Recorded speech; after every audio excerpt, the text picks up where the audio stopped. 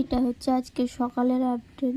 দেখো মানুষটার কি পরিস্থিতিটা হচ্ছে দিনকে দিন। এখন চোখটা খুলে তাকাতে খুব কষ্ট হচ্ছে। কিছু করার নেই আমাদের, দেখে যাচ্ছি চোখের সামনে, কিছু খেতেও পাচ্ছে না। আজকে কতগুলো দিন ওখানে ভর্তি, কোনো ইমপ্রুভমেন্ট নেই, একই রকম দেখছি।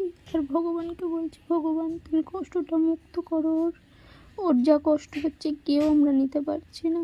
তারপর আমি রিসেপশনে বসেছিলাম, টাকার বিলগুলো জমা করতে হবে তার জন্য। আর দেখো ওখানে শ্রীকৃষ্ণ ভগবান এত কষ্ট, মানুষটাকে দিলে অনেক কষ্ট ভগবান। আর আমরা বসেছিলাম ওখানটায় অনেকক্ষণ ধরে, মনটা এত খারাপ লাগছে, কষ্ট লাগছে। রিসেপশনে আমাকে ডাকছিল, তাই কথা বলছিলাম। আজকে সকালের আপডেট এটা।